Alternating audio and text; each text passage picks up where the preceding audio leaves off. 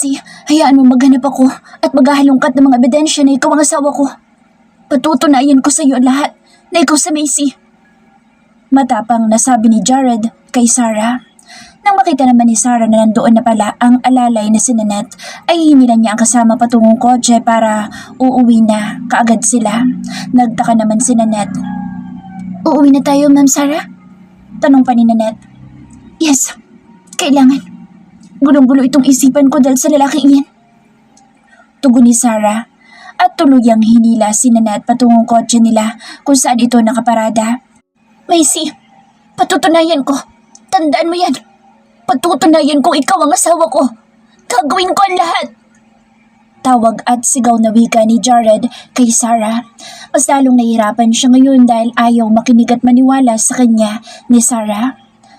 Naiwang bigo si Jared na pinagmamasdan ng papalayong sasakyan ni na Sarah at ng alalay nitong si Nanette. Pero hindi siya titigil hanggat hindi niya nako-confirm na ito nga ang kanyang asawa. Kukunin at babawiin niya ito mula kay Mr. Ferdinand Laganada. Walang araw na hindi nagtatalo sina Jared at Grace simula nang dumating sa buhay nila si Sarah na kamukhang-kamukha ng unang asawang nawawala ni Jared. Minsan pa'y nagiiyak si Grace sa harap ng asawang si Jared para ibaon na lang ni Jared sa limot ang lahat ng alaala ng unang asawa nito at hayaan na lang si Sarah na sadyang kamukha lang talaga ito ng dating asawa nito.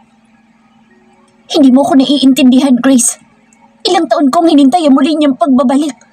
Ilang taon akong umasa at naghintay na sana'y buhay pa siya. Kaya I'm sorry. Kung nasaktan man kita ngayon, hindi ko sinasadyang saktan ka. Hindi ko sinasadyang saktan ngayon ang damdamin mo at sana'y maintindihan mo ako na mahal ko pa rin ang unang asawa ko. Wika ni Jared na hindi na napigilang mapatulo ang mga luha. Hindi, Jared! Hindi! Malakas na iyak ni Grace at pinagsusuntok-suntok siya nito sa dibdiba.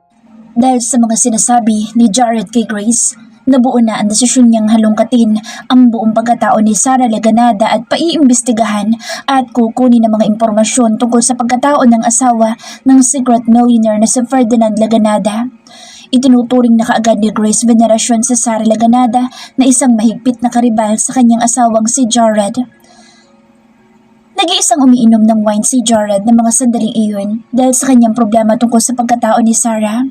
Simula nang makita niya ito sa beach resort ay muling na-refresh ang pagmamahal niya sa dating asawang si Macy.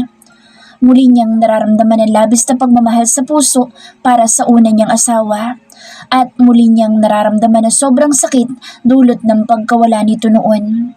Biglang nag-flash sa isipan ni Jared ang lambingan nila dati ng kanyang asawa. You are my one and only love forever and ever, sweetheart. Pangako pa ni Jared kay Macy sa bayakap dito ng mahigpit sa asawa. Promise? Malambing pang wika nito. Yes, Macy. Promise. Sagot din ni Jared at siniil kaagad nito ng mainit na halik ang asawang si Macy. Never ako magsasawa sa iyo, sweetheart. Ikaw ang buhay ko at ikaw lang talagang mamahalin ko. Panas pang wika at pangako ni Jared sa asawang si Macy. Napangiti naman ang matamis si Macy sa asawang si Jared. Napakaswerte ko dahil inibig mo ko at minahal ng tapat, Jared. Tugon pa ni Macy kay Jared. Mommy, Daddy, palambing din po ako. Anang makulit na 5 taong gulang na anak nilang si John.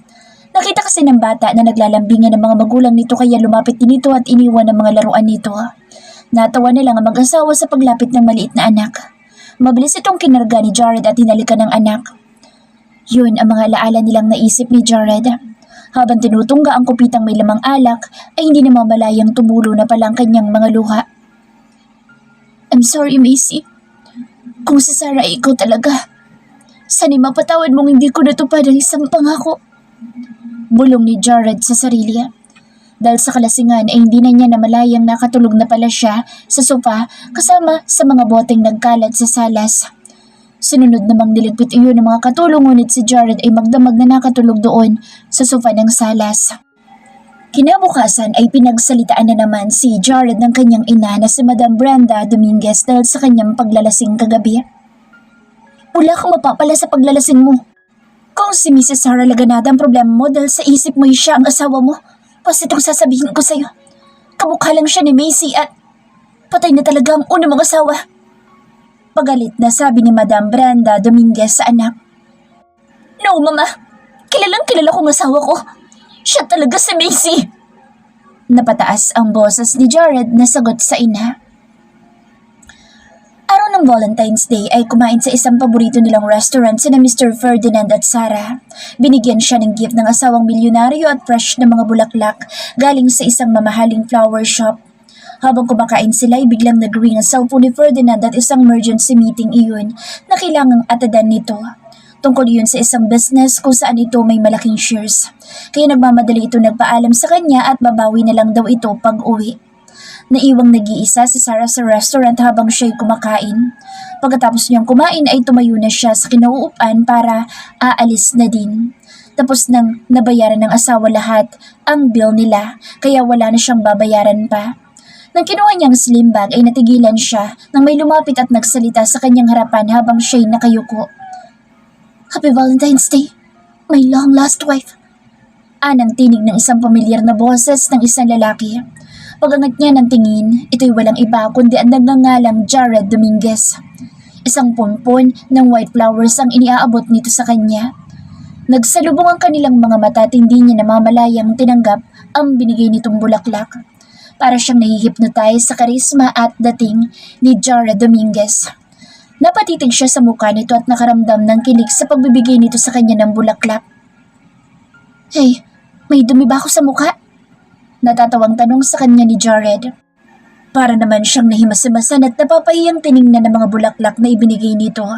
Dahan-dahang inilapag niya iyon sa table at walang imik na tinalikuran na naman niya ito. Ayaw na lang niyang tanggapin ang mga bulaklak na bigay nito. Baka iyon pa ang simulang mahuhulog ang loob niya sa lalaki. Hindi niya maintindihan ang sarili. Parang na-feel niyang dati na siyang may malalim na pagmamahal para kay Jared. At parang napanaginipan na niya ito na nagmamahal sa kanya noon pa. Macy. Nakasunod na tawag na naman sa kanya ni Jared. Naguguluhang muling hinarap ni Sarah si Jared Dominguez. Hindi nga ako sa Macy. Kaya please, tigilan mo na ako. Mariing wika niya dito. Gulong-gulo na talaga siya sa presensya ni Jared Dominguez. Paniwalaan mo ako. Nawala ka noong mag-crash ang aeroplanong sinasakyan mo patungong Silay City kung saan nakatira ang iyong mga magulang. Dugtong ni Jared. Magsasalita pa sana si Jared ngunit natigilan nito sa biglang pagdating ni Grace. Sinundan pala siya nito. Nabigla na naman si Sarah dahil sa pagsugod sa lakay sa kanya ni Grace. Hinablot nito ang mahaba niyang buhok. Demonyo ka! Isa kang kabit! Kabit ka ng asawa ko! Mga demonyo! Galit na nagsisigaw si Grace sa loob ng restaurant na iyon at lahat ng mga tao doon ay sa kanila nakatingin. Hindi ko alam kung ano mga pinagsasasabi mo. Let me go! Ani Sarah kay Grace. Madaling inawat ni Jared si Grace palayo kay Sarah. Sabi ko, kabit ka ng asawa ko! Muling sabi ni Grace. Shut up, Grace! Kung mapapatunayang siya nga sa Macy, ikaw ang matatawag na kabit, hindi siya! Singhal na rin ni Jared kay Grace. Pinagsasampan ng ilang beses ni Grace si Jared dahil sa mga sinasabi nito. Kinaladkad ni Jared ang galit na si Grace palabas ng nasabing restaurant at naiwan namang inaayos ni Sarah ang nagulong buhok dulot sa ginawa ng asawa ni Jared sa kanya. Sabi na nga ba niya, gulo lang ang aabutin. Paano pa kaya kapag ang kanyang asawang si Ferdinand ang makaalam ding lagi siyang nilalapitan ni Jared Dominguez? Kaya mula ngayon iiwasan na kaagad niya ang lalaki kapag ito'y lumapit na naman sa kanya. Nalaman naman talaga ni Ferdinand ang laging pagsunod-sunod ni Jared Dominguez kay Sarah kaya nakapagdesisyon na ganitong bumalik agad sila ng Canada. Alam ni Ferdinand noon pa man kung sino si Sarah. Kaya noong makita nito si Jared sa beach resort at ang mga magulang nito'y kinabahan ang negosyanteng milyonaryo. Gusto sana nitong umatras at hilahing palayo si Sarah kaya lang pinigilan nito ang sarili para kunway hindi siya mahalata ng mga naroroon. Naging kalmado lang niyang hinarap ang mga Dominguez at kampanteng ipinakilala niya si Sarah na kanyang asawa sa harap ng mga ito. Nagtaka si Sarah kung bakit babalik sila ng Canada. Habang nasa biyahe ni sila patungong airport pa Canada, ay may natanggap na text message si Sarah sa kanyang phone. Sinanat iyon ang kanyang alalay. Nalungkot ito sa desisyon ng among si Ferdinand na babalik sila ng Canada. Binasa ni Sarah kung anong itinatext sa kanya ng alalay. Ma'am, huwag kang babalik ng Canada. Sasabihin ko na sa'yo ang totoo. Ang mga nalalaman ko tungkol sa'yo. Hindi mo totoong asawa si Sir Ferdinand de Ganada. Anang text ni Nanette na kanyang binasa at ikinagulat niya iyon. Unti-unti niyang tinignan sa Ferdinand, napansin naman siya nito. Why, my dear? Tanong pa nito. Galit ang pumalit sa kanyang itsura. Ibalik mo ako. Hindi na ako babalik pa ng Canada. Hindi na ako sasama sa'yo. Napataas ang boses na sabi niya rito. What's wrong with you? Kunot noong tanong ni Ferdinand at inagaw ang cellphone niyang hawak at binasa iyon. Naningkit ang mga mata ni Ferdinand sa galit kay Nanette. Ano? Totoo ba ha? Hindi pala ikaw ang asawa ko? Singhal na niya kay Ferdinand. Namutla ang secret millionaire at parang nagkaroon nito ng dalawang sungay sa ulo sa kanyang paningin. Huwag kang maniwala kay Nanette. She's crazy. Sasama ka sa akin at doon na tayo maninirahan ulit sa Canada. Matigas na sabi ni Ferdinand. Sa galit niya rito inagaw niyang manibela ng kotseng dala nila. Dahil sa kanilang pag-aagawan sa manibela ay nawalan ng preno ang kotseng sinasakyan nila. Napasigaw si Sarah na makitang nag-iba na ang direksyon ng takbo ng sakyang dala nila. Nalaki ang mga matang inagapa ni Ferdinand ang pagmamaneho para maisalba lang sila sa disgrasya, ngunit hindi ito nagtagumpay at nakayanan. Sumalpok ang kotseng minamaneho nito sa isang malaking poste ng highway na iyon. Dead on the spot si Mr. Ferdinand de Ganada at si Sarah ay napuruhan din ngunit ligtas na ito pagkatapos maasikaso ng doktor at mga nurse. Kinuha ng mga kapatid ang bangkay ni Ferdinand sa funeral at si Sarah naman ay patuloy pang nagpapagaling sa ospital habang binabantayan ito ni Nanette hanggang sa ito ay magising. Ma'am Sarah, kamusta na pakiramdam niyo? Tanong dito ni Nanette. Napatingin ito sa kanya at tinitingnan din ang paligid. Nagtatakang itsura nito nang muling tumingin sa kanya. Nasaan ako? Nito. Akmang tatayo sana sa kinahihigan. Ma'am Sarah, huwag muna kayong bumangon. Hindi pa kayo magaling. Pigil ni Nanette. Muli siya nitong tiningnan sabay hawak sa noong may bendahe. Sarah? Hindi ako sa Sarah. Ikaw, sino ka? Maampang tanong nito sa kanya. Natigilan si Nanette sa ginagawang pag-aayos dito sa nahawing kumot sa may paanan sa naririnig kay Sarah. Bakit ma'am? Nakakaalala ka na po ba kung sino ka talaga? Na-excite na tanong ni Nanette. Ha? Bakit? Ano nangyayari sa akin? Ako sa Macy. Sagot naman ito. Nabigla si Nanette. Kung ganoon totoo pala ang mga sinasabi na nagngangalang Jared Dominguez na ito ay ang nawawalang asawa nito. Nagkatinginan sila ng ilang segundo ni Sarah o Macy, ang totoong pangalan nito. Sinalaysay ni Nanette ang nangyari dito kung bakit napunta ito kay Mr. Ferdinand de Ganada. Sinabi din niya dito ang tungkol kay Jared Dominguez na nagsasabing asawa daw ito ng lalaki. Hanggang sa ibabalik ka na sana ni Sir Ferdinand sa Canada. Kaya naawa po ako ma'am dahil alam kong hindi siya ang totoong asawa mo. Mahabang salaysay ni Nanette. Alam niya ang lahat tungkol kay Sarah dahil ang nakakita at nakasagip dito ay ang kanyang kaklase noon na si Jenny. Kasama ang asawa nitong nag-honeymoon noon sa nasabing yacht sa gitna ng karagatan. Ito nga ang nagpapasok sa kanya kay Mr. Ferdinand ng trabaho bilang alalay ni Sarah dahil ninong ng mag-asawa si Ferdinand. Naikwento ni Jenny sa kanya ang lahat. At nadisgrasya kayo ni Sir Ferdinand ma'am. Namatay siya at buti na lang iligtas kayo. Magsasalita pa sana si Nanette ngunit natigilan ito nang makita ang mahinang pag-iyak ni Macy. Thank you. Garalgal ang boses na wika ni Macy kay Nanette. Naalala ko na lahat. Na-crash ang aeroplanong sinasakyan ko noon. Sabi ni Macy na sunod-sunod ang pag-agos ng luha sa magkabilang pisngi.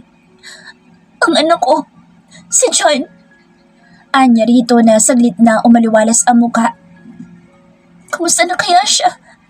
At si Jared, ang aking asawa. Diba sabi mo kinakausap niya ako? Kailangan ko silang puntahan agad para malaman nila na ako nga si Macy. Miss na miss ka na mag-ama ko.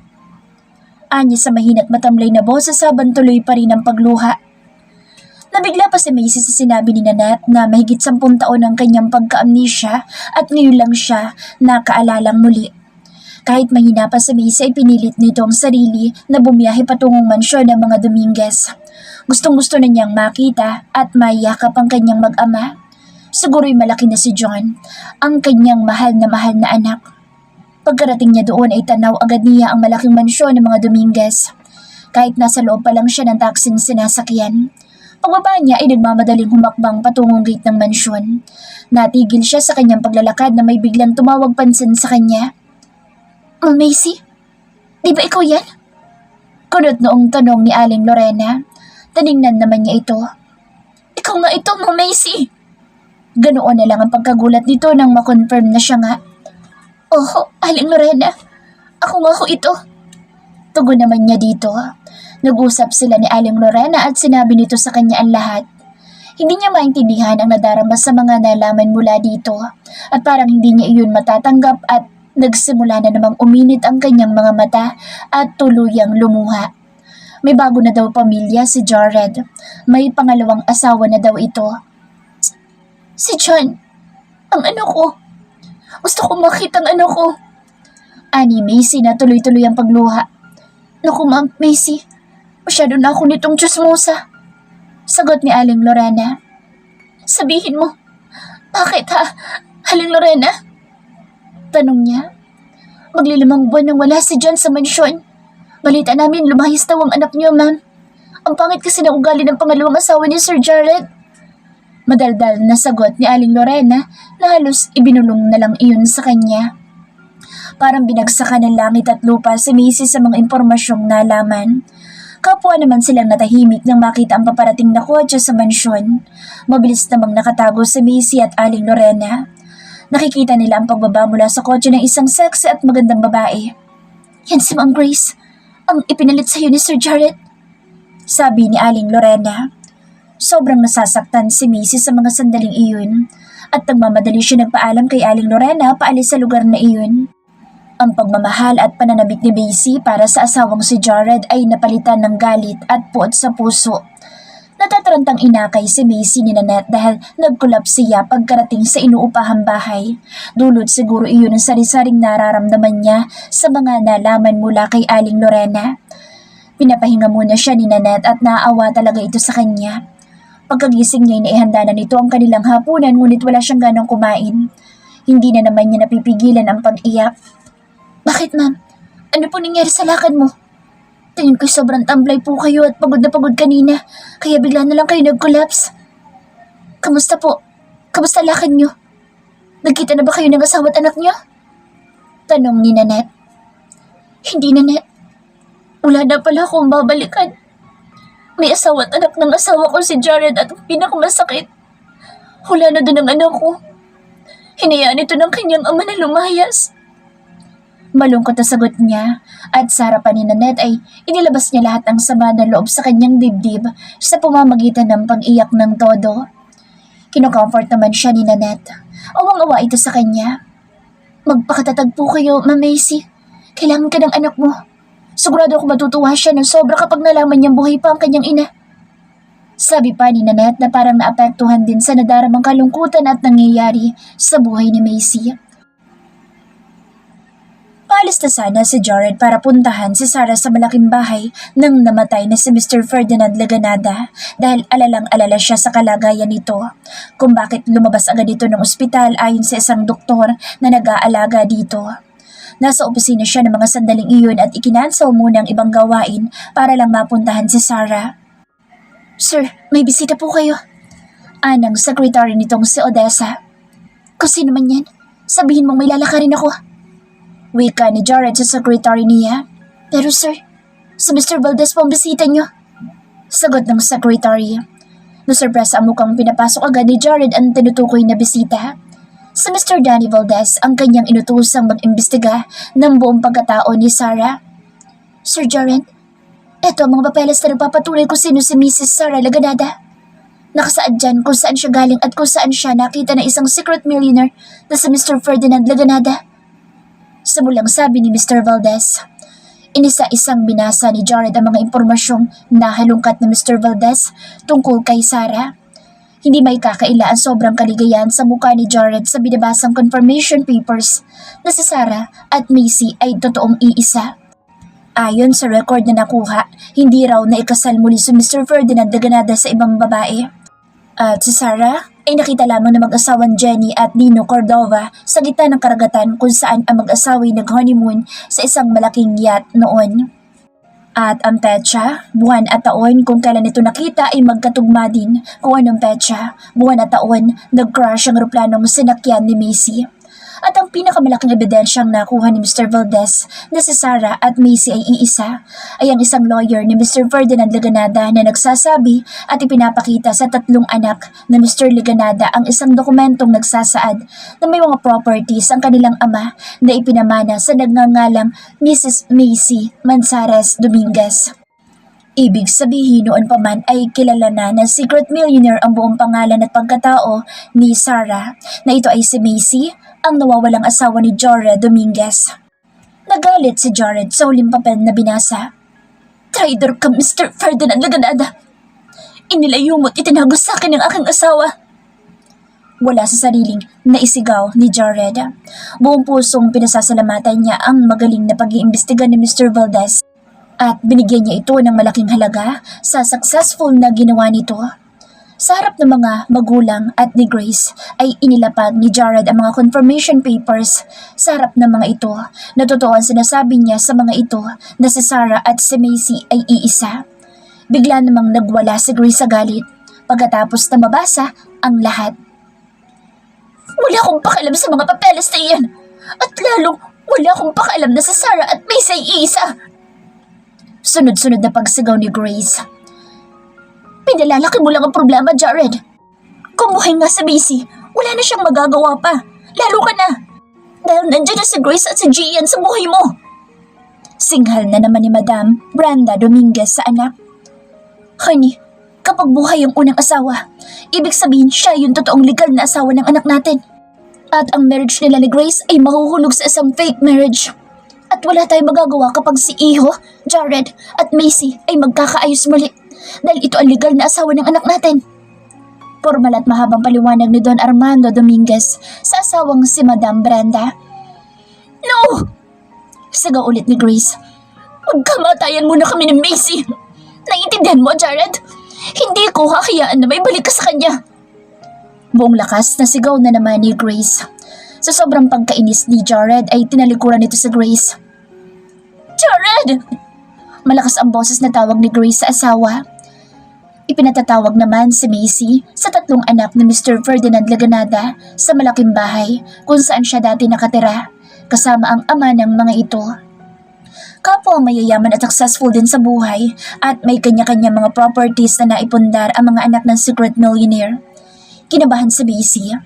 Kasama niya si Nanette patungo sa malaking bahay ni Mr. Ferdinand. Nadatnan nilang kapwa nakatingin sa kanya ang tatlong anak ng secret millionaire at nakita din ni Macy na nandoon din si Attorney God Ventabella, ang lawyer ni Mr. Ferdinand, na humawak sa mga dokumentong pamana ng mga anak ng businessman. Nanginginig ang mga kamay ni Macy sa kanyang mga kaharap. Mabuti na lang at nandoon si Nanette. "Have a seat, Mrs. Macy Manzares Dominguez," ani Attorney Ventabella sa kanya. Kalilibing lang ni Ferdinand kaya ngayon ang mga ari-arian naman ni Mr. Ferdinand ang hahatiin ng tatlong anak nito. At ang nakakahiya ay pati siya ay may mga properties din na nakapangalan sa kanya. Sinimulang ipinahayag ng attorney ang mga pamana ng tatlong anak at ang pinakahuling binanggit ay ang ipinamana kay Macy. "Mrs. Macy Manzares Dominguez, ang malaking bahay na ito at ang dalawang negosyo at isang lupaing nabili ni Mr. Laganada sa Santa Maria, Bulacan ay nakapangalan sa iyo." Ang huling pahayag ni Attorney Ventabella. Napatayo at hindi makapaniwala si Macy. "Pero attorney, ayoko magalit sa akin ng mga anak niya. Wala akong karapatang tumanggap ng mana galing kay Mr. Ferdinand Laganada," ani Macy. Napataas ang kilay ng anak na babae ni Mr. Ferdinand na si Mrs. Scarlett Laganada. At napangiti naman ang dalawang anak na lalaki nito na sina Alexander at Frix Laganada. "Isang maliit na bagay lang para sa amin ang napunta sa iyo, Mrs. Macy Dominguez, siguro binayaran lang ng aming ama ang nagawa niyang kasalanan sa'yo. Sabi naman ng panganay na anak ni Ferdinand. Kaya taos-puso mo nang tanggapin iyon. Dugtong pa ng isang anak nito. Kahit nahihiya ay mahinang napatango na lang si Macy. Pagkatapos ng lahat ay bumalik na si Macy sa malaking bahay. Hindi siya makapaniwalang ipinamana iyon sa kanya at ang dalawang negosyo at isang lupaing nabili ni Ferdinand sa Bulacan. At ngayon naman ay hahanapin niya si John para magsama na sila ng kanyang anak at hindi na maghiwalay pa. Excited naman at nagmamadaling nagbihi si Jared nang malamang bumalik na si Macy sa malaking bahay ni Ferdinand. Nagpunta kasi siya doon noong nakaraang araw at ayon sa kanyang napagtanungan ay hindi pa daw umuwi si Macy sa malaking bahay mula sa ospital. Kaya nag-aalala na sobra si Jared kung nasaan na naman si Macy, ang kanyang asawa. Gusto na niya itong mayakap at makausap at sabihin ditong ito talaga si Macy, ang kanyang asawang nawawala. Dinala niya ang mga papers na nagpapatunay na ito ang kanyang asawa. Mabuti na lang at may nakapagsabi sa kanya na bumalik na daw ito sa malaking bahay ni Mr. Ferdinand. Nasa labas na sana si Jared ng mansyon at tutungo sa garahe para kunin ang kotseng kadalasang dalhin nito nang bigla namang sumunod dito ang batang si Gian. Daddy, aalis po ba kayo? Tanong ni Gian. Oo anak, aalis si Daddy. Bakit may kailangan ka ba? Tanong ni Jared sa anak na lumapit. Daddy, birthday ko po ngayon. Huwag kang aalis. Sabi ni Mommy papasyal at kakain po tayo sa labas. Ayaw ni Mommy na mag-party eh. Kaya itatreat na lang daw po ninyo ako. Sabi pa ni Gian. Natigilan si Jared. Oo nga pala. Nakalimutan niyang birthday ni Gian at 5 years old na ito ngayon. Kinarga ni Jared ang anak at hinalikan. Happy birthday anak. Mahal na mahal ko kayo ni Kuya John mo. Kaya lang, rebelde si kuya mo kay Daddy.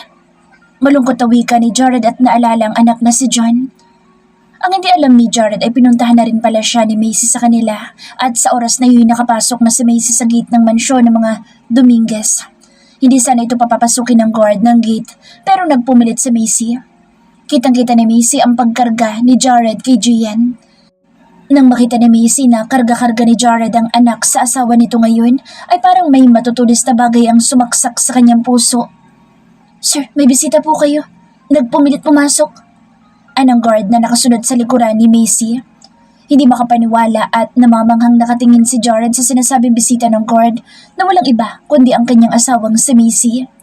Ngayong nakikita muli ni Macy ang asawang si Jared ay sobrang namimiss niya pala ito. Gusto niya itong yakapin na mahigpit pero pinigilan niya ang sarili dahil hindi na yun maaari. May pamilya na itong iba. Dapat nagagalit siya dito dahil hindi nito pinahalagahan ng anak nilang si John na mas priority pa nito ang anak nito sa asawa nito ngayon. Nandito siya para hindi ibalik ang pagsasama nila ni Jared kundi nandito siya upang alamin kung nasaan ang kanyang anak na si John. Nang makarating siya sa harap ni Jared ay hindi agad silang dalawa nakapagsalita. Kapwa lamang sila nagkatinginan. Baka sa mukha ni Jared ang kaligayahan ng mga sandaling iyon nakaharap na niyang muli ang kanyang asawang si Macy. Habang si Macy naman ay hindi mo makikita ang katuwaan sa mukha. Seryoso lang itong nakikipagtinginan sa asawang si Jared. Macy! Nasurpresang sabi ni Jared nang makabawi na siyang pumasag sa katahimikang namamagitan sa kanilang dalawa. Sabay na inilagay nito ang batang si Gian. Magandang araw sa'yo, Mr. Jared Dominguez. Ani Macy na sinadyang pormalan ang pagkakabigkas ng pangalan nito para mainis ito. Pupuntahan na sana kita para malaman mo ng totoo mga sinasabi ko na ikaw ang nawawala kong asawa at hindi Sarah ang pangalan mo, kundi ikaw si Macy. Paninimula na naman ni Jared. At sino naman nagsasabi sa iyong ako si Sarah? Oo, tama ka, Jared. Ako nga ito, si Macy. Walang kaabog-abog na sagot niya sa asawang si Jared Dominguez. Napamaang ang mukhang tinignan siya ni Jared ng maigi. Kung ganoon, alam mo, hindi iyon natuloy ni Jared dahil dinugtungan na niya kaagad. Oo, alam ko na dahil bumalik na lahat ng aking memorya. At alam ko na rin may asawa at anak ka na ngayon. At alam ko na rin na wala ditong anak kong si John dahil lumayas ang anak ko. Ani Macy na pinigilan ng umiyak sa harap ng asawang si Jared. Macy, sweetheart, I'm sorry. Sobrang namimiss kita. Wika ni Jared at niyakap siya ng mahigpit nito. Nabigla naman si Macy sa pagyakap sa kanya ni Jared kaya naitulak niya ito. Sweetheart, bakit? Hindi mo ba ako namimiss? Balungkot na tanong ni Jared sa kanya. Nandito ako para hindi makipagbalikan at makipag-ayos sa'yo, Jared. Ibuon mo na sa limot ang lahat ng mga nakalipas sa atin. Anyang diniinan ang pagbigkas ng bawat salita. But no, Macy! Protesta ni Jared na tumaas ang boses. Are you out of your mind? May pangalawang pamilya ka na. Nandito ako para alamin ko nasaan si John. Sabihin mo kung nasaan ang anak ko. Hinayaan mo lang siyang lumayas? Galit na sumbat ni Macy. Oo, tama ka. Lumayas ng anak natin pero hindi ko siya hinayaan. Pinapalipas ko lang ang sama ng kanyang loob. God knows how I love my son, John. Nalaman kong nandoon siya sa silay sa mga magulang mo kaya paglipas na isang linggo niya roon ay sinundo ko ang anak natin. Pero ayaw niya sumama sa akin. Mas gugustuhin pa niyang manatili doon kahit hindi ko pinayagan. Mahabang paliwanag ni Jared sa kanya. Naging rebelde ang bata dahil siguro sa hindi mabuting pagpasunod niyo. Kayo ng asawa mo ngayon. Hindi na talaga napigilang kumawala ang temper ni Macy sa harap ni Jared. Macy, please. Huwag tayo mag-away. Ang dapat nating gawin ay i-celebrate ang iyong pagbabalik sa buhay namin ni John. At pupuntahan natin ang ating anak para mabuo na tayong muli. Nagmamakaawang sabi ni Jared. Huwag mo na kaming pakialaman ni John. Jared, mag-focus ka na lang sa asawa at anak mo. Ani Macy na patingin sa batang si Gian na nagpapalipat-lipat ng tingin sa kanilang dalawa ni Jared.